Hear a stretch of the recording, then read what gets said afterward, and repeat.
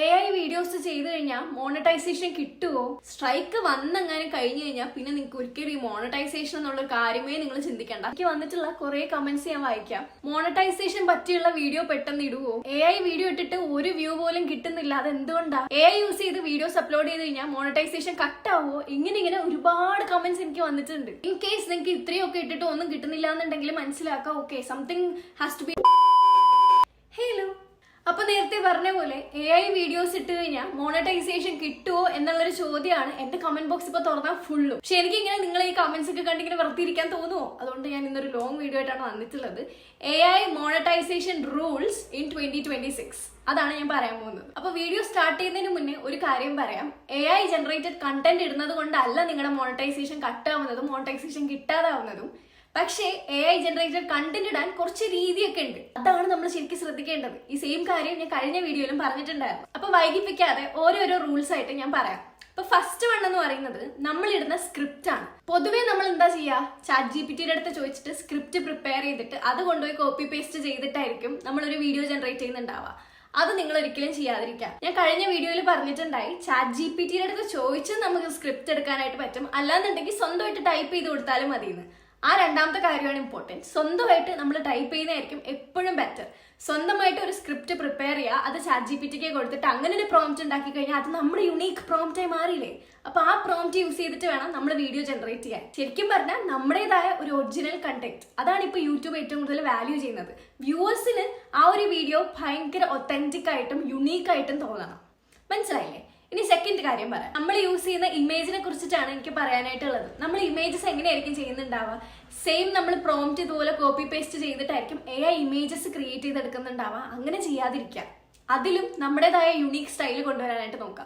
സ്വന്തമായിട്ട് ഡിസ്ക്രൈബ് ചെയ്യുക, I want this type of girl അല്ലെങ്കിൽ ദിസ് ടൈപ്പ് ഓഫ് ബോയ്. നമ്മുടെ ക്യാരക്ടറിന് സ്വന്തമായിട്ടുള്ള പ്രിഫറൻസസ് കൊടുക്കുക. അങ്ങനെ സ്വന്തമായിട്ട് ഒരു യുണീക്ക് രീതിയിലുള്ള AI ഇമേജസ് ക്രിയേറ്റ് ചെയ്യാനായിട്ട് നോക്കുക. അപ്പൊ അത്രത്തോളം ക്രിയേറ്റിവിറ്റി ഒക്കെ ഉള്ളവർക്ക് ഭയങ്കര അടിപൊളിയായിട്ടുള്ള ക്യാരക്ടേഴ്സും AI ഇമേജസ് ഒക്കെ ഉണ്ടാക്കിയെടുക്കാനായിട്ട് പറ്റും. അപ്പൊ അതൊന്ന് ശ്രദ്ധിക്കാം. തേർഡ് വൺ എന്ന് പറയുമ്പോൾ ഈ സെയിം നമ്മൾ യൂസ് ചെയ്യുന്ന ഇമേജസ് ഇല്ലേ, സംടൈംസ് നമ്മൾ എന്ത് ചെയ്യും, ഗൂഗിളിൽ നിന്നും ഒക്കെ ഇമേജ് റെഫറൻസസ് എടുക്കും. പക്ഷെ അങ്ങനെയുള്ള ഇമേജ് റെഫറൻസസ് നമ്മുടെ വീഡിയോയിലേക്ക് ആഡ് ചെയ്യുന്ന സമയത്ത് ആ ഒരു ഇമേജിന് കുറെ ലൈസൻസും കാര്യങ്ങളൊക്കെ ഉണ്ടാവും. ആ ലൈസൻസ് അതേപോലെ നമ്മൾ വീഡിയോ ഡിസ്ക്രിപ്ഷനിൽ നമ്മൾ കൊടുത്തിട്ടില്ലെന്നുണ്ടെങ്കിൽ അവിടെ നമുക്ക് കോപ്പിറൈറ്റ് ഇഷ്യൂസ് വരാനുള്ള ചാൻസസ് കൂടുതലാണ്. അപ്പൊ ഈ കോപ്പിറൈറ്റ് ഇഷ്യൂസ് ഒന്ന് റിസോൾവ് ചെയ്ത് കഴിഞ്ഞാൽ തന്നെ പകുതി പ്രോബ്ലം ഒന്ന് തീർന്നു കിട്ടും. സോ ഇങ്ങനെയുള്ള AI ഇമേജസ് നമ്മൾ ഗൂഗിളിൽ നിന്നൊക്കെ ഡൗൺലോഡ് ചെയ്തെടുക്കുമ്പോൾ അങ്ങനെയുള്ള കാര്യങ്ങളൊക്കെ ശ്രദ്ധിക്കേണ്ടത് ഭയങ്കര ഇമ്പോർട്ടന്റ് ആണ്. കോപ്പിറൈറ്റ് ഉള്ള ഒരു എലമെന്റ് പോലെ നിങ്ങളുടെ വീഡിയോയിൽ ഉണ്ടാവാൻ പാടില്ല. ഓക്കെ, അടുത്തൊരു കാര്യം എന്ന് പറയുന്നത് അപ്ഡേറ്റഡ് ആയിട്ടുള്ള പ്രോംപ്റ്റ്സ് യൂസ് ചെയ്യുക എന്നുള്ളതാണ്. അതായത് നമ്മളിപ്പോൾ പ്രോംപ്റ്റ് ക്രിയേറ്റ് ചെയ്യാണ്, നമ്മുടേതായ രീതിയിൽ ഒരു പ്രോംപ്റ്റ് ക്രിയേറ്റ് ചെയ്ത് കഴിഞ്ഞാലും നമ്മൾ എടുക്കുന്ന ആ ഒരു ടോപ്പിക്കിനെ കുറിച്ച് നല്ല വിവരം ഉണ്ടായിരിക്കണം നമുക്ക്. ഞാനിപ്പോൾ എടുക്കുന്ന ഒരു പെർട്ടിക്കുലർ ടോപ്പിക്കിനെ കുറിച്ചിട്ട് എനിക്ക് നല്ലൊരു വിവരം ഉണ്ടായിരിക്കണം. അതിനെക്കുറിച്ച് ഞാൻ കൂടുതൽ അന്വേഷിക്കണം, അതിന്റെ ഡീറ്റെയിൽസ് കണ്ടെത്തണം. അത് നമ്മുടെ ഈ ഒരു പ്രസന്റ് ജനറേഷൻ അല്ലെങ്കിൽ ഈ ഒരു പ്രസന്റ് ടൈമിൽ അതിന്റെ ഒരു ഇൻഫ്ലുവൻസ് അല്ലെങ്കിൽ അതിന്റെ കുറച്ച് എഫക്ട്സ് എന്തൊക്കെയാണെന്നുള്ളത് കണ്ടുപിടിച്ച് അതൊക്കെ ആഡ് ചെയ്തിട്ട് വേണം നമ്മുടെ ഒരു പ്രോംപ്റ്റ് ജനറേറ്റ് ചെയ്യാൻ. അതാകുമ്പോൾ നമ്മുടെ ഓഡിയൻസിലേക്ക് എത്തിക്കുമ്പോൾ അത് കുറച്ചുകൂടി യുണീക്ക് ആൻഡ് ഒത്തന്റിക് ആയിട്ട് മാറും. അതുപോലെ തന്നെ നെക്സ്റ്റ് കാര്യം എന്ന് പറയുന്നത്, നമ്മളൊരു AI ജനറേറ്റഡ് കണ്ടന്റ് അപ്ലോഡ് ചെയ്യുന്ന സമയത്ത് യൂട്യൂബ് ഓൾറെഡി ചോദിക്കും ഇത് AI ജനറേറ്റഡ് കണ്ടന്റ് ആണോ എന്ന് ചോദിക്കും. അപ്പൊ അതിൽ യെസ് കൊടുക്കുക എന്നുള്ളത് ഭയങ്കര ഇമ്പോർട്ടന്റ് ആണ്. അത് യെസ് കൊടുത്തിട്ടുണ്ടാവണം കേട്ടോ. നെക്സ്റ്റ് കാര്യം എന്താണെന്ന് അറിയോ, സ്ലൈഡ് ഷോ ആയിട്ട് കുറെ പേര് വീഡിയോസ് ഇടുന്നുണ്ട്. പക്ഷെ യൂട്യൂബ് ഇപ്പൊ സ്ലൈഡ് ഷോ അക്സെപ്റ്റ് ചെയ്യുന്നില്ല. അതായത് നമ്മുടെ ഈ ഒരു ഇമേജ് ഇല്ലേ, AI ഇമേജസ് ക്രിയേറ്റ് ചെയ്തിട്ട് അതിനെ ആനിമേറ്റ് ഒന്നും ചെയ്യാതെ അതിനെ വീഡിയോ ആക്കി മാറ്റാതെ ചിലർ ഇമേജ് വെച്ചിട്ട് ഒരു സ്ലൈഡ് ഷോ പോലെ ഇങ്ങനെ വോയിസ് ഓവർ ഒക്കെ കൊടുത്തിട്ട് അപ്ലോഡ് ചെയ്യും. അത് യൂട്യൂബ് ഇപ്പൊ അക്സെപ്റ്റ് ചെയ്യുന്നില്ല കേട്ടോ. അപ്പൊ ഇതുപോലെ സ്ലൈഡ് ഷോ ഒക്കെ ചെയ്യുന്നുണ്ടെങ്കിൽ അതങ്ങ് അവോയ്ഡ് ആക്കുന്നതായിരിക്കും better. Next and most important കാര്യം എന്ന് പറയുന്നത് വോയിസ് ഓവർ ആണ്. നമ്മൾ മിക്കവാറും ആനിമേഷൻ വീഡിയോസ് ഒക്കെ ചെയ്തെടുക്കുന്ന സമയത്ത് ഒരു റോബോട്ടിക് വോയിസിലായിരിക്കും അതെല്ലാം ഉണ്ടാവുക. അത് യൂട്യൂബ് അക്സെപ്റ്റ് ചെയ്യില്ല. റോബോട്ടിക് വോയിസ് എന്ന് പറയുന്നത് അത്ര ഒരു യുണീക്ക് ആയിട്ടുള്ള ഒരു കാര്യമല്ല. നമ്മുടേതായ ഒരു ഹ്യൂമൻ ടച്ച് അതിൽ വരുത്തിക്കുക എന്നുള്ളത് ഭയങ്കര ഇമ്പോർട്ടന്റ് ആണ്. പിന്നെ ഞാനൊരു കമന്റ് കണ്ടിട്ടുണ്ടായി, AI വോയിസ് എന്ന് പറയുന്ന അത് യൂസ് ചെയ്തിട്ട് വോയിസ് ഓവർ കൊടുത്തു കഴിഞ്ഞാൽ നല്ലതായിരിക്കും എന്നുള്ളത്. നല്ലതാണ്, പക്ഷെ നമ്മുടേതായ കുറച്ച് കമന്ററീസ്, നമ്മുടേതായ കുറച്ച് എക്സ്പ്ലനേഷൻസ്, അങ്ങനെയുള്ള കാര്യങ്ങളൊക്കെ ഒന്ന് ആഡ് ചെയ്ത് ഒരു ഹ്യൂമൻ എഫക്ട്, അതായത് ഒരു ഹ്യൂമൻ ടച്ച് അതിൽ വരുത്തിക്കുക എന്നുള്ളതാണ് ഇതിലെ മെയിൻ കാര്യം എന്ന് പറയുന്നത്. പക്ഷെ എന്റെ ഒരു പേഴ്സണൽ അഭിപ്രായത്തിൽ ഏറ്റവും ബെറ്റർ നമ്മുടേതായ സ്വന്തം വോയിസ് ഓവർ കൊടുക്കുന്നതാണ്. ഇനി വേറൊരു ഇമ്പോർട്ടന്റ് കാര്യമാണ് മാസ് പ്രൊഡ്യൂസ്ഡ് കണ്ടന്റ് എന്ന് പറയുന്നത്. നിങ്ങൾ ഇനി ഏത് യൂട്യൂബിൽ കയറി ഏത് വീഡിയോ എടുത്ത് നോക്കിക്കഴിഞ്ഞാലും, അതായത് നമ്മുടെ ഈ ഒരു AI മോണിറ്റൈസേഷൻ വീഡിയോ എന്ന് പറഞ്ഞ് സെർച്ച് ചെയ്ത് കഴിഞ്ഞാലും അവരെല്ലാവരും പറയുന്ന ഒരു സെയിം കാര്യം ഇതാണ്, മാസ് പ്രൊഡ്യൂസ്ഡ് കണ്ടന്റ് അവോയ്ഡ് ആക്കുക എന്നുള്ളത്. നമ്മുടെ ഈ ഒരു മാസ് പ്രൊഡ്യൂസ് കണ്ടന്റ് എന്താണെന്ന് വെച്ച് കഴിഞ്ഞാൽ ഒരേ ടെംപ്ലേറ്റ് യൂസ് ചെയ്തിട്ട് ഒരു 100 വീഡിയോസ് അങ്ങ് ക്രിയേറ്റ് ചെയ്ത് അപ്ലോഡ് ചെയ്യുക എന്നുള്ളത്. ഇതിനെയാണ് നമ്മൾ മാസ് പ്രൊഡ്യൂസ് കണ്ടന്റ് എന്ന് പറയാം. ഒരിക്കലും ഒരേ ടെംപ്ലേറ്റ് യൂസ് ചെയ്ത് ഒരുപാട് വീഡിയോസ് അങ്ങ് ഉണ്ടാക്കി വെക്കരുത്. ഓരോ വീഡിയോയും ഡിഫറെന്റ് ആയിരിക്കണം, ഓരോ വീഡിയോയ്ക്കും ഡിഫറെന്റ് വാല്യൂ ഉണ്ടായിരിക്കണം, ഡിഫറെന്റ് ഐഡിയാസ് ഉണ്ടായിരിക്കണം, ഡിഫറെന്റ് എഡിറ്റിംഗ് ആയിരിക്കണം, ഡിഫറെന്റ് ഇൻഫർമേഷൻസ് ഉണ്ടായിരിക്കണം. അതായത് ഓരോ വീഡിയോയും നമുക്ക് കാണുമ്പോൾ ഇത് മുമ്പിട്ട വീഡിയോ പോലെ സെയിം അല്ല, ഇത് കുറച്ച് ഡിഫറെന്റ് ആണ് എന്ന് യൂട്യൂബിന് തോന്നണം. അടുത്ത കാര്യം എന്ന് പറയുന്നത് മിസ്ലീഡിംഗ് കണ്ടന്റ് ആണ്. മിസ്ലീഡിംഗ് കണ്ടന്റ് എന്താണെന്ന് നിങ്ങൾക്കറിയോ? നമ്മൾ തമ്പനിയിലും ടൈറ്റിലും കൊടുക്കുന്നതായിട്ട് യാതൊരു ബന്ധവും കാണത്തില്ല നമ്മുടെ വീഡിയോന്റെ അകത്തുള്ളത്. നമ്മൾ ഇടുന്ന വീഡിയോനെ കുറിച്ചിട്ട് ഓഡിയൻസിന് നമ്മുടെ തമ്പനിയിലും ടൈറ്റിലും കാണുമ്പോൾ ഒരു ഊഹം ഉണ്ടാവണം, മനസ്സിലായില്ലേ? അല്ലാതെ രണ്ടും ഡിഫറെന്റ് ആക്കിയിട്ട് വീഡിയോന്റെ അകത്ത് വരുമ്പോൾ ഒരു മിസ്ലീഡിംഗ് ആയിട്ടുള്ള മൊത്തത്തിൽ ഡിഫറെന്റ് ആയിട്ടുള്ള ഒരു കണ്ടന്റ് ഒക്കെ കൊടുക്കുക എന്നുള്ളത് ഭയങ്കര മോശമാണ്. ചില സമയം ആദ്യമൊക്കെ നമ്മൾ ഇങ്ങനെ ചെയ്യുമ്പോൾ ഭയങ്കര അടിപൊളിയായിട്ട് നമ്മുടെ യൂട്യൂബ് ചാനൽ ഗ്രോ ചെയ്യും, ഭയങ്കര അടിപൊളിയായിട്ട് പോകും. പക്ഷെ കുറെ കഴിയുമ്പോൾ അത് നമുക്ക് പ്രശ്നം ഉണ്ടാവും. സോ അപ്പൊ അതൊക്കെ ഒന്ന് ശ്രദ്ധിക്കാം. കമ്പനിയിലും ടൈറ്റിലും ഒന്നും ആൾക്കാരെ തെറ്റിദ്ധരിപ്പിക്കുന്ന രീതിയിലുള്ള ഒന്നും ഇടാതിരിക്കാൻ ശ്രദ്ധിക്കുക. You should avoid misleading content.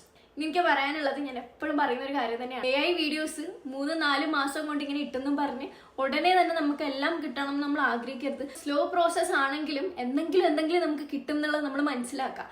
ഒന്നും കിട്ടാതിരിക്കുന്നേക്കാളും നല്ലതാണ് കുറച്ചുകൂടെ സ്ലോ ആയിട്ടാണെങ്കിലും നമുക്ക് എന്തെങ്കിലും കിട്ടുന്നത്, അല്ലെ? കണ്ടിന്യൂസ് ആയിട്ട് വീഡിയോ തന്നെ ഇട്ടുകൊണ്ടിരിക്കുക, ഡെയിലി വീഡിയോസ് അപ്ലോഡ് ചെയ്യുക, കൺസിസ്റ്റന്റ് ആയിരിക്കുക, ഒരിക്കലും ഹോപ്പ് വിടാതിരിക്കുക. ഇൻ കേസ് നിങ്ങൾക്ക് ഇത്രയൊക്കെ ഇട്ടിട്ട് ഒന്നും കിട്ടുന്നില്ല എന്നുണ്ടെങ്കിൽ മനസ്സിലാക്കുക, okay, something has to be done, something is wrong.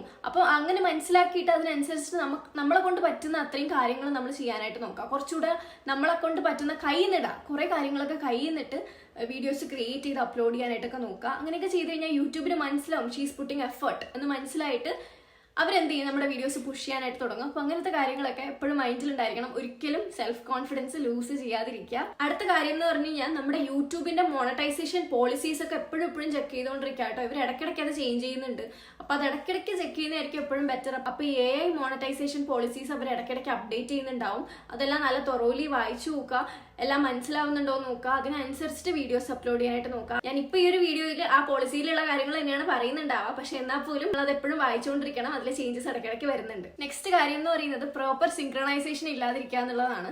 അതായത് നമ്മളിപ്പോൾ ഒരു വീഡിയോ ക്രിയേറ്റ് ചെയ്ത് കഴിഞ്ഞാലും അതിന്റെ ഓഡിയോ ഒരു സ്ഥലത്ത്, വീഡിയോ ഒരു സ്ഥലത്ത്, അങ്ങനെ ആയി പോകരുത്. എപ്പോഴും അതെല്ലാം പ്രോപ്പറായിട്ട് സിങ്ക്രണൈസ്ഡ് ആയിട്ട് നോക്കുക. അതായത് നമ്മുടെ വീഡിയോയിൽ എവിടെയൊക്കെയാണോ ഡയലോഗ്സ് പറയേണ്ടത് അവിടെയെല്ലാം ഡയലോഗ് പറയുക, എവിടേക്കാണോ ഇമേജസ് ഇൻസേർട്ട് ചെയ്യേണ്ടത് അവിടെയെല്ലാം ഇമേജസ് ഇൻസേർട്ട് ചെയ്യുക. അങ്ങനെയുള്ള കുറെ കാര്യങ്ങൾ ശ്രദ്ധിക്കേണ്ടതായിട്ടുണ്ട്. പ്രോപ്പർ സിങ്ക്രണൈസേഷൻ ഉണ്ടെന്നുണ്ടെങ്കിൽ ഓഡിയൻസിന് തന്നെ ഭയങ്കര ഇഷ്ടപ്പെടും. അപ്പോൾ ഓഡിയൻസ് ഒരുപാട് ഉണ്ടാവും, നിങ്ങൾക്ക് യൂട്യൂബ് അത് ഒരുപാട് പുഷ് ചെയ്യാനായിട്ട് തുടങ്ങും. അപ്പോൾ അങ്ങനെയുള്ള കണ്ടന്റ്സ് ഒക്കെ അപ്ലോഡ് ചെയ്യുമ്പോൾ നമ്മുടെ പ്രോപ്പർ സിങ്ക്രണൈസേഷൻ ഉള്ളതായിട്ട് അപ്ലോഡ് ചെയ്യാനായിട്ട് ശ്രമിക്കാം.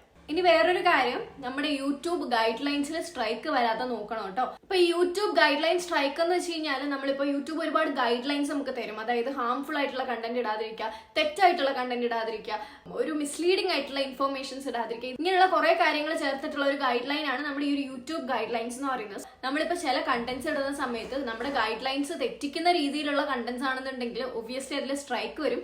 സ്ട്രൈക്ക് വന്നെങ്ങനെ കഴിഞ്ഞു കഴിഞ്ഞാൽ പിന്നെ നിങ്ങൾക്ക് ഒരിക്കലും ഈ മോണറ്റൈസേഷൻ എന്നുള്ള കാര്യമേ നിങ്ങൾ ചിന്തിക്കേണ്ട. സോ അതുകൊണ്ട് സ്ട്രൈക്ക് വരാതെ നോക്കുക. ഇങ്ങനെയുള്ള കുറെ കാര്യങ്ങളാണ് ഇതിൽ ഏറ്റവും ഇമ്പോർട്ടന്റ് ആയിട്ടുള്ളത്. അപ്പൊ ഇതെല്ലാം ശ്രദ്ധിക്കണം. നമ്മുടെ വോയിസ് ഓവർ ഒക്കെ ക്ലിയർ ആയിട്ട് നമ്മുടേതായ രീതിയിലൊക്കെ കൊടുക്കാനായിട്ട് ശ്രദ്ധിക്കുക. അപ്പൊ ഇന്നത്തെ വീഡിയോ ആക്ച്വലി ഇത്രയേ ഉള്ളൂ. അപ്പൊ അടുത്ത വീഡിയോയിൽ ഞാൻ നിങ്ങൾക്ക് വേണ്ടിയിട്ട് ഫേസ്ലെസ് യൂട്യൂബ് ചാനൽ സ്റ്റാർട്ട് ചെയ്യാനുള്ള ഒരു കംപ്ലീറ്റ് ഗൈഡുമായിട്ട് വരുന്നുണ്ടാവും. അതായത് നമ്മുടെ ഫേസ് കാണിക്കാതെ നമുക്ക് എങ്ങനെ ഒരു യൂട്യൂബ് ചാനൽ സ്റ്റാർട്ട് ചെയ്യാം, എങ്ങനെ അതിൽ നിന്ന് മോണറ്റൈസേഷൻ എനേബിൾ ചെയ്യാം, അങ്ങനെയുള്ള കാര്യങ്ങളൊക്കെ ഇൻക്ലൂഡ് ചെയ്തിട്ടായിരിക്കും അടുത്തൊരു കംപ്ലീറ്റ് ഗൈഡ് ആയിട്ടുള്ള ഒരു വീഡിയോ ആയിട്ട് ഞാൻ വരുന്നത്. അപ്പൊ അതിനൊക്കെ സ്റ്റേ ട്യൂൺഡ് ആയിട്ടിരിക്കുക. ഈ ചാനൽ ഒന്ന് സബ്സ്ക്രൈബ് ചെയ്ത് വെച്ചേക്കുക. ഇന്നത്തെ വീഡിയോ ഇഷ്ടപ്പെട്ടിട്ടുണ്ടെങ്കിൽ ലൈക്ക് ചെയ്യുക, കമന്റ് ചെയ്യുക. അപ്പോൾ ഓക്കെ, ബൈ.